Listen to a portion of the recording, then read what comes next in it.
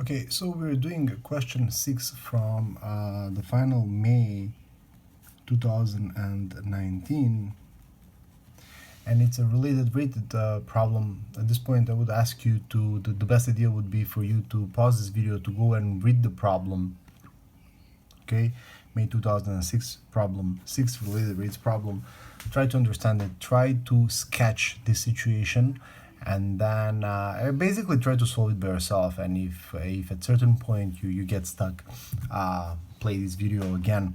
So it says that we're dealing with a right angle triangle that's set up in the following way. The angle theta, the side adjacent to the angle theta, it's called x, and the side opposite of the angle theta is called y. Okay, so what is given? Let's read this together. At certain instant, the side x is increasing at 8 centimeters per second. That means we're given the rate of change dx dt is equal to 8 centimeters per second. Okay, when x is equal to 4. At the same moment, dy dt is changing with 2 centimeters per second, but it's decreasing. Okay, so the rate of change is -2. You can write here centimeters per second, right? And at that point, the side y is 3 centimeters. Okay. The question is how fast theta is changing. So what is d theta dt? This is our question. Okay, so from this situation here, at certain moment x has elongated and y has shortened, right? So now this is theta, and as we can see,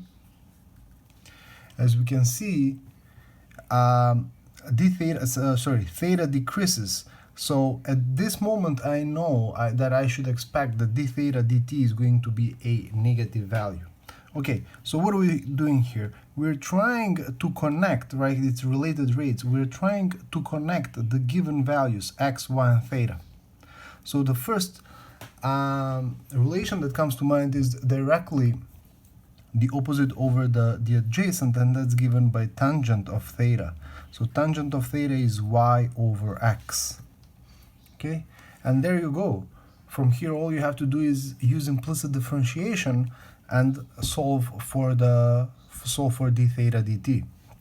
If you want to avoid using the quotient rule, you can rewrite this equation as x times tangent of theta is equal to y, and then use implicit differentiation. Be careful here, we're dealing with a product, so first derivative of x with respect to t, that's dx dt, times tangent of theta, plus now x times the derivative of tangent of theta, right? So I'm differentiating theta with respect to t, so I have to use the chain rule. Derivative of tangent of theta is secant squared theta times d theta dt is equal to derivative of y is 1 times dy dt.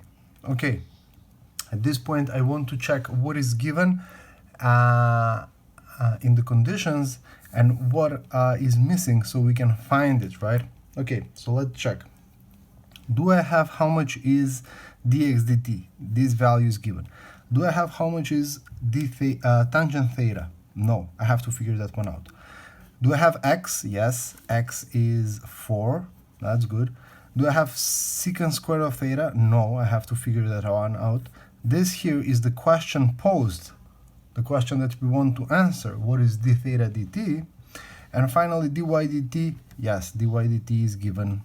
That's -2. Okay, so I have these two values to figure out. So first of all, what is tangent of theta at the moment?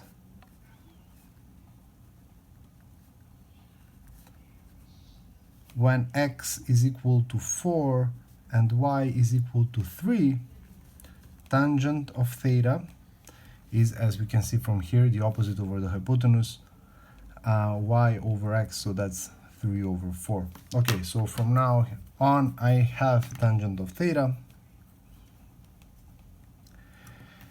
And now you can use two things. Either you can find the hypotenuse, right? How much is z squared? By the Pythagoras theorem, that's x squared plus y squared. At the moment when x and y are 4 and 3 respectively, that's 4 squared plus 3 squared, that's equal to 25. So z is equal to square root of 25, which means the hypotenuse is 5, right? So at the moment when the legs of the right angle triangle are 4 and 3, that means that the hypotenuse is 5. And from here, this implies that secant squared of theta is equal to the hypotenuse over the adjacent, that means z over x squared, or that's 5 over 4 squared, which is 25 over 16.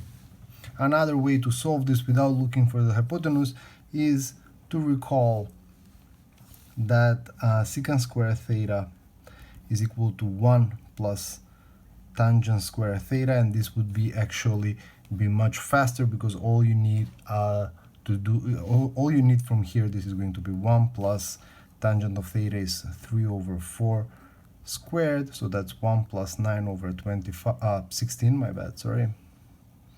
That gives you the same value, 25 over 16. So either you can do it like this or like this. The idea is that we have found how much is secant square theta. So now I have all the values in this equation except d theta dt, and d theta dt was exactly our question here.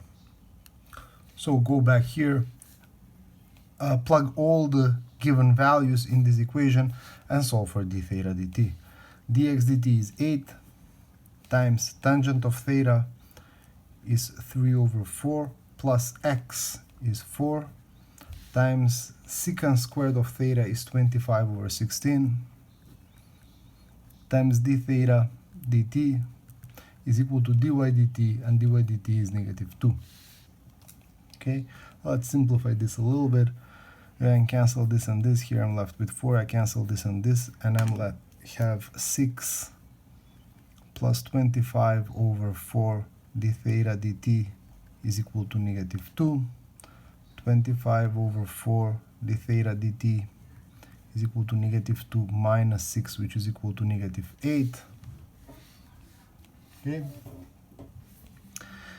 and from here d theta dt is equal to 4 over 25 times negative 8, which gives me negative 32 over 25.